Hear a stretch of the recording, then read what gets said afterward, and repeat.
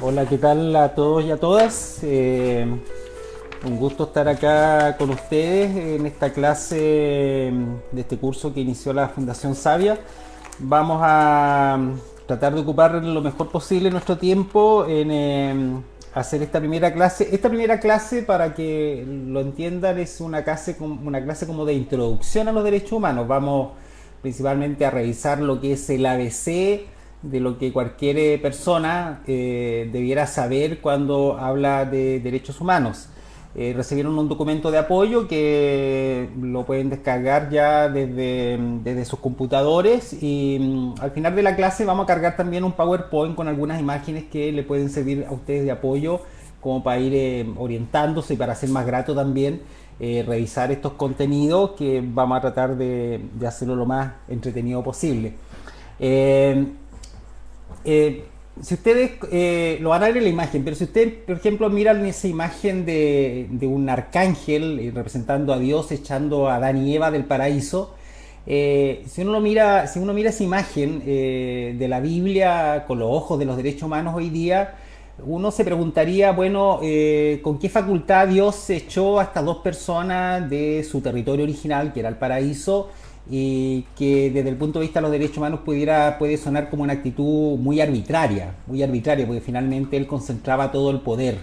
Y estas personas, mirando esa imagen desde ahora, estaban como indefensas ante ese poder inmenso que significaba el poder de Dios. Pero si nos trasladamos al siglo XVIII, en plena Revolución Francesa, nos vamos a dar cuenta que de alguna manera este poder todavía se mantenía vigente y lo que se llamaba el derecho divino de los emperadores, con el cual finalmente decidían qué hacer con todos sus súbditos, y que fue uno de los motivos por los cuales se inició la Revolución Francesa, que terminó con el poder monárquico en toda Europa y que finalmente instaló un instrumento internacional que se llama Declaración de los Derechos del Hombre y del Ciudadano, que es reconocido como uno de los principales instrumentos de derechos humanos o un antecedente para lo que nosotros conocemos como los derechos humanos actuales. Hay en la historia de la humanidad muchos otros antecedentes que ustedes pues, los pueden revisar. Y si quieren más información les podemos mandar después algunos links para que revisen la historia hacia atrás y miles de años de montones de acciones que han sido impulsadas por distintos grupos, hombres y mujeres, con el fin de ir controlando el poder de la autoridad, porque finalmente hacia allá se dirige esta idea de los derechos humanos. Bueno, la Revolución Francesa fue importante, ¿por qué? Porque de alguna manera fue estas ideas de la Ilustración, como se le llamó en ese siglo, las ideas que permearon en Europa y después en América, que iniciaron todos los procesos revolucionarios que nosotros conocemos como los procesos de independencia. Entonces, esa es la importancia que tiene esta revolución, así como la Declaración de Independencia de Estados Unidos, finalmente porque provocaron esta ola de lo que nosotros podríamos llamar las primeras construcciones democráticas en América Latina y entre ellos la independencia de Chile a principios del siglo XIX. Pero vamos a saltarnos directamente a la Segunda Guerra Mundial. ¿Por qué? Porque la Segunda Guerra Mundial provocó un hecho que es muy particular, un hecho inédito, único, que no hubiera sido posible sin la atrocidad lamentable de esta guerra, y es porque finalmente lo que se vivió de horror en el mundo obligó a que los representantes de muchos pueblos y de muchos estados, de distintas culturas políticas, de culturas religiosas, de tradiciones jurídicas, se vieron obligados a sentarse en una mesa y pensar cómo evitar que esto volviera a ocurrir. Y ahí nació en 1945 lo que hoy conocemos como las Naciones Unidas, y a partir del año 1947 se mandató a un grupo de personas para que redactaran un documento de principios que finalmente llevaran adelante este ideal común de que no vuelvan a ocurrir las atrocidades que ocurrieron con la Segunda Guerra Mundial. Este grupo de trabajo lo encabezó una mujer que se llama Anna Eleanor Roosevelt, que era la esposa del presidente de Estados Unidos, Roosevelt, y que era una mujer que en su tiempo fue muy importante porque era una líder política muy conocida, una mujer pro derechos humanos, feminista, que se juntó con otros personajes que venían de distintos países, Canadá, Francia, China, de los países árabes, y finalmente redactaron esto que nosotros conocemos como la Declaración Universal de los Derechos Humanos y que fue ratificada en una reunión de la Asamblea de las Naciones Unidas el 10 de diciembre de 1948. La historia de la redacción de esta declaración es un tema muy interesante. No vamos a tener tiempo de ver todos los detalles acá, porque finalmente de ahí salen estas principales orientaciones que finalmente construyen lo que nosotros conocemos ahora como el Sistema Internacional de Derechos Humanos. Pero les voy a leer un pedacito de esta declaración que dice que es la proclamación. Esta declaración tiene una primera parte que se llama preámbulo y después tiene 30 artículos que ustedes pueden revisar también, y en el documento tienen incluso un link didáctico para que lo revisen en internet y vayan leyendo uno a uno estos derechos. Dice, se proclama un ideal común por el que todos los pueblos y naciones deben esforzarse a fin de que tanto los individuos como las instituciones, inspirándose constantemente en ella, en la declaración, promuevan mediante la enseñanza y la educación, para que vean lo importante que en ese tiempo se preveía que iba a tener la educación de la humanidad finalmente en favor de la paz, en favor del desarrollo, en favor finalmente de estos ideales comunes, el respeto a estos derechos y libertades, y aseguren por medidas progresivas de carácter nacional e internacional su reconocimiento y aplicación universales y efectivos. Como les decía, si uno lee solamente este párrafo, que es un pequeño párrafo del preámbulo de la Declaración Universal, ya se encuentra con una serie de ideas que te da para conversar toda una tarde. Ideales comunes. ¿Qué pudieran ser ideales comunes? Dice, por el que todos los pueblos y naciones, no está hablando solamente de los estados que finalmente tienen una autoridad, sino que está hablando de los pueblos. De los pueblos estamos hablando en términos genéricos. Acuérdense que estamos a mediados del siglo XX. Estamos hablando de todos los pueblos, en que finalmente pueden ser incluso ahora un parangón con nuestros pueblos indígenas latinoamericanos. Aquí le están hablando a todas las personas que están organizadas de alguna manera en comunidades y sociedades, para que asuman este instrumento como un instrumento que finalmente vaya guiando la construcción y que sea un documento fundante para la convivencia internacional. Tan así es que hoy la Declaración Universal de Derechos Humanos es el documento con la mayor cantidad de traducciones a nivel universal. Está traducida a la cantidad de idiomas que a ustedes se les ocurran. O sea, hay pueblos en el mundo que son 20 personas que tienen un idioma. La Declaración Universal está traducida para ellos en su idioma. ¿Qué es una característica que se tienen que meter en la cabeza que es importante? La Declaración Universal de Derechos Humanos no es un instrumento jurídico vinculante. ¿Qué significa eso? No es una obligación para los estados. La mayoría de los estados, que hoy día son como 200, seguramente han visto ustedes los Juegos Olímpicos y se han dado cuenta de que hay más de 200 naciones participando en los Juegos Olímpicos, y es la cantidad de países y naciones que hay en el mundo. No tienen la obligación necesariamente de aplicar el instrumento de la Declaración Universal, pero tiene tal valor moral a estas alturas que ningún país sería capaz en este minuto de desconocer la existencia de la Declaración Universal de los Derechos Humanos. Y los derechos humanos en particular, ustedes lo van a ver siempre en todos los discursos de los congresos internacionales, de los eventos de Naciones Unidas, incluso de los eventos comerciales donde los países se reúnen, como en el caso de Chile, el Mercosur, el ALCA, el APEC. Siempre el tema de los derechos humanos está presente como un tema relevante en la construcción de los procesos democráticos.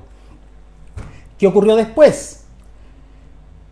Después de la Segunda Guerra Mundial, ustedes recordarán que en la historia el mundo se dividió en dos lugares. Un lugar que se llamaba el mundo occidental, capitalista, y el mundo oriental, socialista.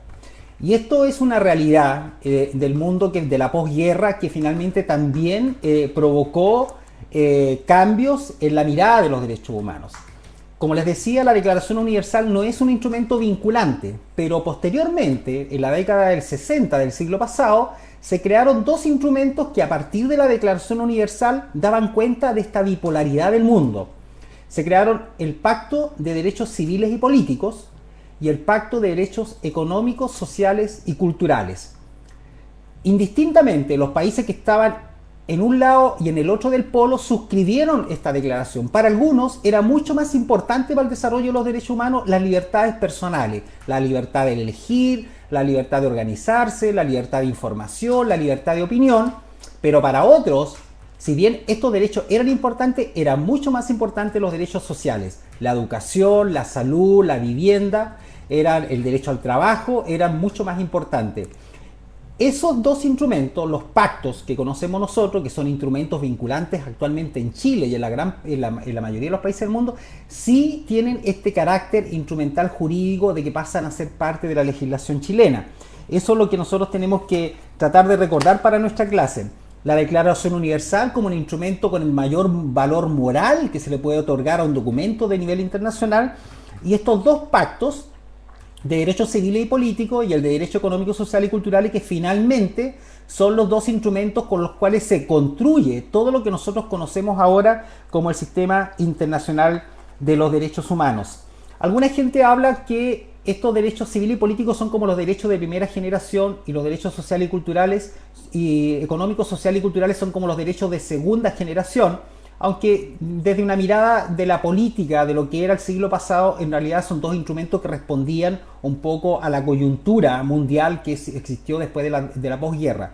Y hay unos derechos que se le llaman de tercera generación, que finalmente son los instrumentos internacionales que se hacen cargo de realidades particulares.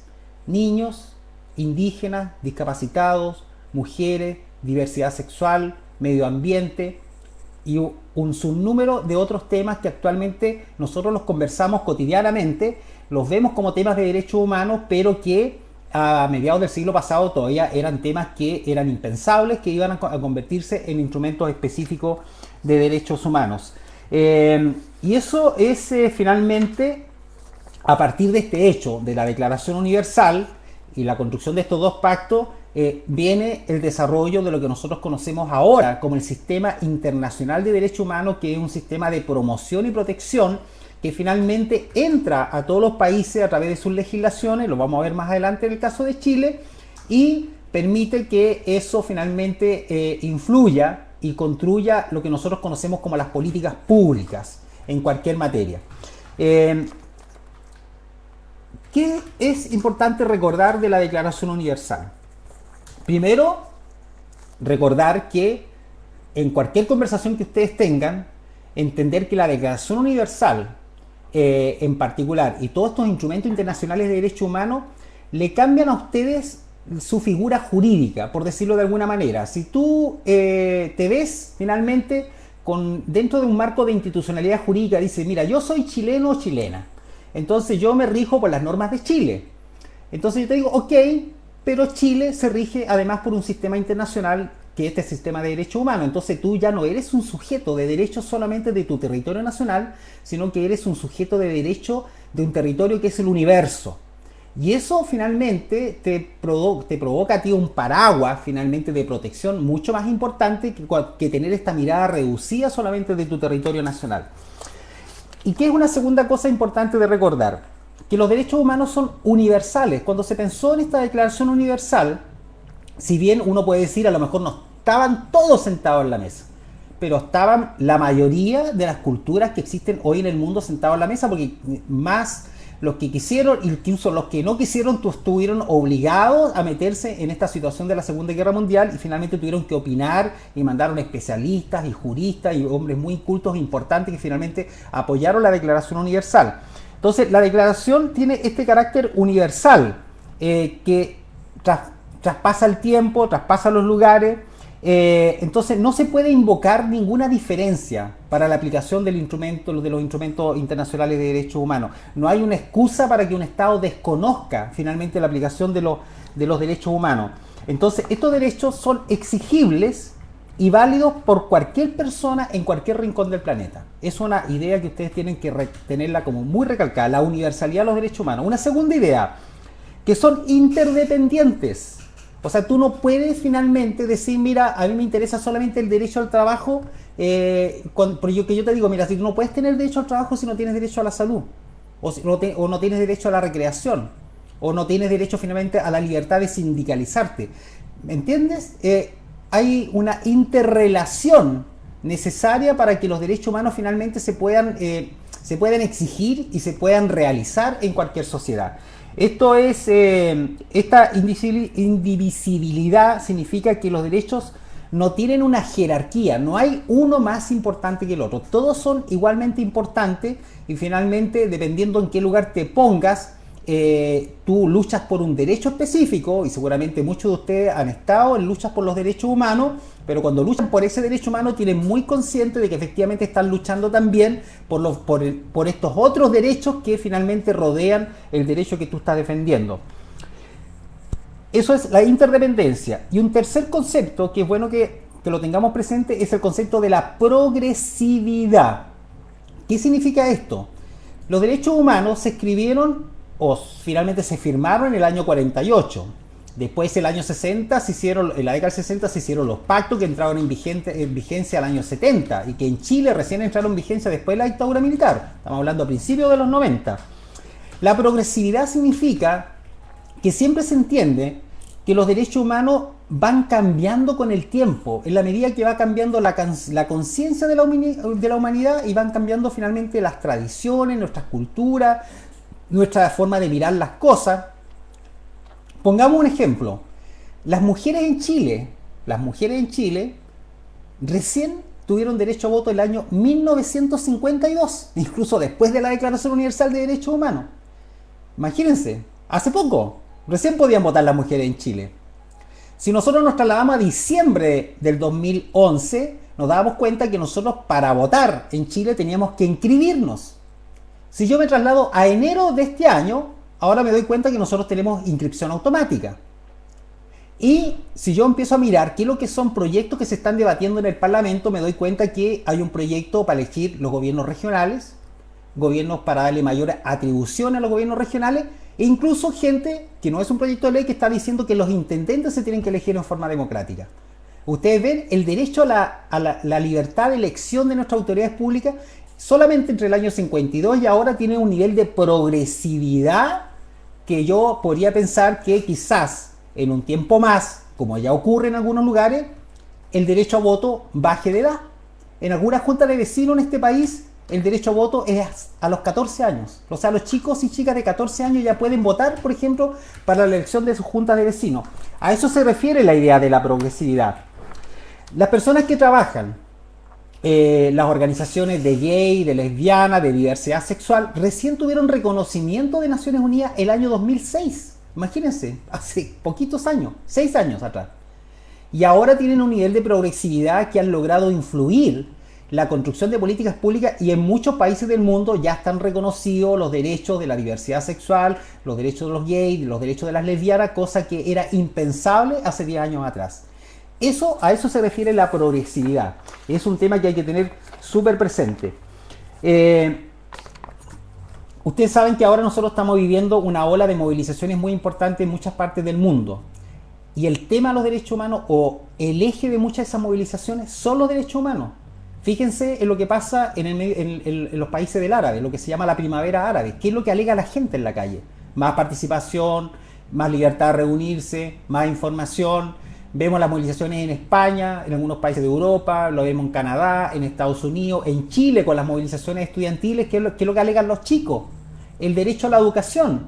El tema de los derechos humanos es, como dijo alguien por ahí, la mejor idea que se construyó en el siglo XX y esa mejor idea es la que finalmente construye los procesos democráticos que nosotros conocemos actualmente en muchos de nuestros países y finalmente abogamos porque esos derechos finalmente sean los que marquen todas las políticas que moldean nuestras vidas cotidianamente. ¿Qué pasa en Chile?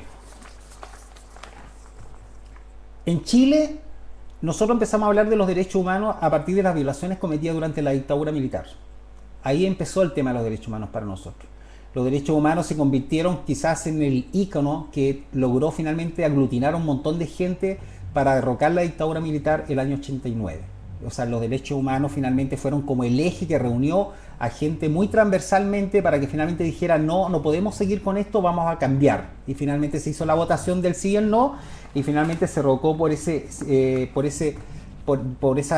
razón se derrocó la dictadura. Se convirtió en un símbolo de lucha, pero a partir de la construcción de un proceso democrático los derechos humanos se convierten como en la piedra angular de la construcción finalmente del sentido de la democracia. ¿Qué significa la piedra angular? La piedra angular significa que yo tengo que tener presente Primero, exigir que Chile, y eso empezó a ocurrir, asumiera todos los instrumentos internacionales de derechos humanos que la dictadura no había ni firmado ni ratificado. Y eso sigue ocurriendo ahora, porque siguen saliendo nuevos instrumentos y se sigue actualizando, y Chile se tiene que ir actualizando también. Y eso fue ocurriendo. Y finalmente lo que nosotros conocemos de muchas de nuestras políticas públicas son influencia directa de que se asumieron instrumentos internacionales de derechos humanos. Toda la política que tenemos nosotros de la legislación de menores tiene que ver con la Convención de los Derechos del Niño. Toda la política que tenemos de las mujeres y el CERNAM y otra serie de políticas públicas tiene que ver con la Convención de los Derechos de la Mujer, o la Convención que impide la discriminación contra la mujer, o la Convención que impide la violencia contra la mujer. Entonces, y eso pasa también en el derecho al trabajo, en el derecho de la vivienda, y en lo que a ustedes se les ocurra pensar en este minuto, se van a encontrar con que hay un instrumento internacional, sistema carcelario, el tema de las calles, el tema de los discapacitados, y que tienen que haber pasarelas para subir y escaleras para entrar a los servicios públicos, y tienen que haber soleras especiales para que tú puedas subirte a las plazas. Todo eso son parte finalmente del trabajo, primero, de miles y millones de personas que hacen esta lucha finalmente para que se vaya construyendo esta idea de que hay un derecho que tiene que ser reconocido. Después se pasa a convertir en un instrumento internacional, y después el Estado de Chile tiene que asumir ese instrumento por ser miembro de las Naciones Unidas.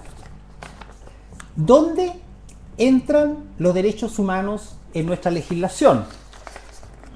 Ahí ustedes lo que tienen que hacer es revisar la Constitución Política, esta de 1980. En su artículo 5 dice: el ejercicio de la soberanía reconoce como limitación el respeto a los derechos esenciales que emanan de la naturaleza humana. Es deber de los órganos del Estado respetar y promover tales derechos garantizados por esta Constitución, comillas, así como por los tratados internacionales ratificados por Chile y que se encuentran vigentes. Chile, como cualquier Estado, primero suscribe un instrumento internacional, pongamos cualquier instrumento, a la Convención de los Derechos del Niño. Primero se suscribe y después ese instrumento llega al Estado chileno, va al Parlamento, el Parlamento finalmente lo suscribe, y eso significa ratificar el instrumento internacional, y Chile dice: ok, este instrumento a partir de este minuto pasa a ser parte de la legislación chilena. Si nosotros vemos, y lo van a ver en el documento que tienen anexo, el sistema jurídico chileno como una pirámide, que se llama la pirámide normativa. En la punta de la pirámide, acá arriba, ustedes van a encontrar la Constitución, y junto con la Constitución ustedes van a encontrar los tratados internacionales de derechos humanos. Esa es la importancia que tiene el sistema internacional de derechos humanos, y esa es la importancia que uno tiene que siempre decir que tienen los derechos humanos, porque esa es la importancia que tienen. De repente nosotros minimizamos el tema de los derechos humanos y lo vemos como un tema, incluso lo soslayamos dentro de nuestro debate público, y los derechos humanos son efectivamente un conjunto de principios y de deberes y derechos que son los más importantes y están acá arriba en la pirámide de nuestro sistema jurídico interno. ¿Cuál es el problema que yo veo que de alguna manera tenemos que tratar de enfrentar? Nosotros no tenemos educación cívica en este minuto, en Chile. Y eso es un problema. Ustedes han visto las encuestas, la gente tiene una muy mala opinión de la clase política, tiene una muy mala opinión del Parlamento, hay un alto desconocimiento de lo que se hace del trabajo de las instituciones públicas, y es un tema que tenemos que reparar, porque eso no es tan bueno finalmente para que tengamos una sociedad que respete los derechos humanos. Un segundo problema es que nosotros tenemos una herencia de la dictadura que finalmente instala en el poder a un grupo muy conservador, que tiene una mirada muy conservadora de la sociedad chilena, muy discriminadora también de la sociedad chilena. Y lo vimos recién con la discusión de la ley de discriminación, donde finalmente y lamentablemente la muerte de un joven, Daniel Zamudio, provocó que el proyecto de ley que estaba en el Parlamento ya varios años se acelerara, se votara y finalmente saliera esta ley que seguramente a no todos les gusta, pero es un instrumento que es presionado finalmente por un hecho lamentable como la muerte de este joven. Entonces, la construcción de los derechos humanos en Chile no es un tema fácil, porque tenemos un tema de educación, y por eso los chicos alegan por el tema de la calidad de educación, y cuando alegan del tema de la calidad de educación están aludiendo justamente a la falta de contenido que les permitan a ellos vivir en una sociedad democrática. Y tenemos también enquistado en los núcleos de poder político y económico, grupos que lamentablemente se instalaron ahí con la dictadura militar. Y por eso tenemos un tercer problema, el cuestionamiento a la legitimidad de nuestro sistema democrático. Y por eso hay sectores ahora que abogan porque hagamos una nueva constitución o porque hagamos un cambio sustantivo de nuestro modelo político institucional, cosa que nosotros le demos legitimidad a todo lo que hagamos. Porque si volvemos a la pirámide y yo tengo la punta de la pirámide contaminada, que es la constitución política de Chile, todo lo que va hacia abajo también se contamina. ¿Y qué es lo que hay hacia abajo? Hacia abajo están todas las leyes que salen del Parlamento, están todos los reglamentos que salen de los servicios públicos, están todas las normas y reglamentos que salen de los consejos municipales o los acuerdos de los gobiernos regionales. Entonces no es un tema menor el tema de la legitimidad de nuestro sistema democrático. Entonces a eso hay que ponerle ojo. Cuando uno entra a mirar qué es lo que están discutiendo muchos grupos que están ahora por cambios de la reforma municipal, por la elección directa de los gobiernos regionales, porque los instrumentos de gestión territorial tengan algún grado de vinculación con lo que se decide en los territorios, eso no es un tema menor, porque finalmente nosotros tenemos que tratar de avanzar a que nuestro sistema político tenga mayor legitimidad y que muchos de estos instrumentos finalmente gocen de esa legitimidad que hace que finalmente uno se reencante con la política, con la función pública y sea un aporte finalmente para el desarrollo de lo que viene. Un resumen muy rápido. ¿Qué se puede entender hoy día por los derechos humanos? Dijimos que son universales e igualitarios. Por lo mismo, incompatibles con cualquier sistema político basado en la superioridad o fuerza de un grupo, raza, pueblo o clase social determinado.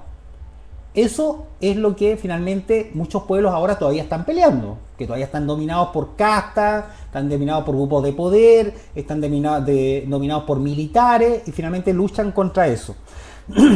Los derechos humanos se reconocen para todos y todas, independientemente de factores particulares como tu estatus social, el sexo, la etnia, la nacionalidad y un montón de otros sinnúmero de condiciones que actualmente están muy especificadas en los instrumentos internacionales. Son libertades básicas y fundamentales, inherentes a cada persona. Una persona nace con los derechos humanos incorporados. Es una cosa fundamental que se entiende ahora en todas las sociedades modernas. Y desde una concepción social, que este es un concepto que a nosotros nos gusta mucho decir, porque nosotros pensamos que esto es finalmente como un resumen muy práctico de cuando uno dice ¿qué son los derechos humanos? Los derechos humanos son las condiciones básicas que necesita una persona o un pueblo para desarrollarse sin dignidad. Así de básico. ¿Qué son condiciones básicas? Piénsenlo. O sea, seguramente cada uno de ustedes tiene condición a lo mejor distinta a la del vecino o a la del amigo, incluso dentro de la familia, pero finalmente se empiezan a conversar, se van a dar cuenta que hay ciertas condiciones básicas en las cuales todos van a coincidir, entre ellos la vida, en primer lugar, para que finalmente podamos relacionarnos con cierta dignidad. ¿Quién es responsable de los derechos humanos? El Estado. Eso subráyelo. El Estado es el responsable de la promoción y la protección de los derechos humanos. El Estado es el que firma todos los instrumentos internacionales en nuestra representación. Ellos son los que van a las Naciones Unidas, el Estado es el que tiene que informar los cambios en sus políticas públicas, donde dice, mira, hemos hecho esto en salud, hemos hecho esto en vivienda, hemos hecho esto para la situación de los presos en las cárceles, hemos hecho esto por los mapuches, hemos hecho esto para reparar las violaciones a la dictadura militar ocurridas durante la década del 70. Todas las políticas públicas se evalúan desde el sistema internacional, pero se evalúan en función de lo que el Estado dice que va a hacer o que ha hecho. Entonces, el Estado es finalmente el que es evaluado en las políticas de derechos humanos. Y cuando yo digo evaluación, yo me pongo un estándar de evaluación. ¿Yo con qué estándar evalúo, por ejemplo, las políticas públicas de mi comuna? ¿O cómo evalúo yo la política pública sobre el VIH y SIDA? ¿O las campañas públicas de información del uso del condón? Yo las evalúo desde los estándares internacionales. ¿Qué es lo que me dice a mí el estándar internacional? ¿Qué se debe hacer dentro de la política pública? Yo evalúo con eso. Yo no evalúo solamente porque me cayó bien la propaganda, o que me cae bien el ministro, o que en el servicio público me atendieron súper bien. No, uno, en la seriedad de nuestras organizaciones, uno evalúa con los estándares que nos deja el sistema internacional. Y Chile, que es un país neoliberal, muy reconocido a nivel internacional, por ejemplo, en materia económica, se evalúan de acuerdo a los estándares internacionales de economía, Chile es el único país de Latinoamérica que integra esta plataforma de países desarrollados que se llama OECD, OCDE, se lee OCDE, que lo van a ver en el documento. Entonces, cuando a mí me dicen, evaluemos la desigualdad de Chile, evaluemos si nosotros bajamos o subimos la pobreza, yo le digo, ok, evaluemos, pero el estándar de Chile es esta plataforma de países desarrollados. Yo no me evalúo con Argentina ni con Bolivia. Entonces, si nosotros nos metemos en este forro de meternos a suscribir instrumentos internacionales o tratados comerciales, yo elevo el estándar de evaluación. Eso es muy importante para el trabajo que nosotros desarrollamos. Entonces, para resumir, ¿quién viola los derechos humanos? ¿Quién es el violador de derechos humanos? El violador de derechos humanos es el Estado. No es una violación de derechos humanos si yo me agarro a combos con el vecino y lo termino matando. Yo, en el sentido estricto del concepto y de lo que significa su relación con el sistema internacional, yo estoy cometiendo un asesinato, y desde el punto de vista de los derechos humanos lo que corresponde es que el Estado de Chile ponga todos los instrumentos que tiene para materializar la justicia y finalmente se me haga un juicio justo, un debido proceso, con un abogado de por medio y finalmente se emite una condena. Ahí se están respetando los derechos humanos en un delito que yo cometí. Pero si yo me pongo un uniforme de funcionario público o de policía, que es el hecho más conocido que conocemos, que hemos visto lamentablemente en el último tiempo, tanto en las movilizaciones estudiantiles como en la situación del pueblo mapuche, en mi calidad de representante de una institución del Estado o del Estado mismo, eso pasa a ser una violación de derechos humanos. Porque finalmente tú cometes una acción o cometes una omisión, porque no solamente son acciones, también son omisiones cuando tú estás desempeñando una labor en representación del Estado de Chile. Entonces, eso siempre hay que tenerlo presente porque siempre se presta como para muchas discusiones de quién viola los derechos humanos. La violación de derechos humanos solamente la cometen los Estados. Por eso son los Estados los que se evalúan finalmente en función de los instrumentos que suscriben y las políticas que realizan. Y las políticas que no realizan finalmente también son evaluadas, y ahí uno dice, mire, el Estado por omisión está violando los derechos humanos, porque teniendo un instrumento internacional que le permite mejorar sus políticas públicas, no lo ha usado, no lo ha ratificado, como hablábamos recién. Así que eso, se nos queda un tema muy interesante, que lo vamos a dejar solamente enunciado, y yo con esto les voy a dejar la pregunta que me pidieron que les dejara, que está al final del documento. Es sobre el tema de la no discriminación. La no discriminación está muy presente también como un principio que cruza todo el sistema internacional de derechos humanos. Y existe una serie de instrumentos internacionales que eliminan la forma de discriminación, ya sea racial, contra la mujer, contra las personas con discapacidad. Pero, y aquí va la pregunta, la discriminación es un concepto dual. ¿Por qué? Porque cuando yo hablo de la discriminación, generalmente estoy alegando de que se está vulnerando el derecho de una persona porque es discapacitada. O a esta persona la discriminaron porque era mujer, o porque era bajito, o porque era negro, o porque era mapuche, o porque se viste raro. ¿Me entiende? Pero también, y ustedes han escuchado, que también se habla de la discriminación positiva. De la discriminación finalmente que desde el sistema internacional también se interpreta positivamente. Entonces yo genero instrumentos específicos para proteger a los niños. Yo genero instrumentos específicos para proteger a los pueblos indígenas. Y alguna gente me dice, pero eso también es discriminación, porque finalmente tú estás generando un instrumento para proteger los derechos de una persona en particular. Yo te digo, ok, efectivamente lo estamos haciendo, porque yo siento que esa persona tiene un grado de vulneración mucho mayor que otros sectores de la sociedad. Nuestra pregunta es, justamente, que ustedes revisen esta dualidad del concepto de la discriminación y me digan cuál de las dos, o si las dos finalmente son finalmente un concepto que se puede entender y leer desde la perspectiva de los derechos humanos. La discriminación cuando hablamos de que se está discriminando a una persona, o la discriminación cuando decimos se está favoreciendo a una persona.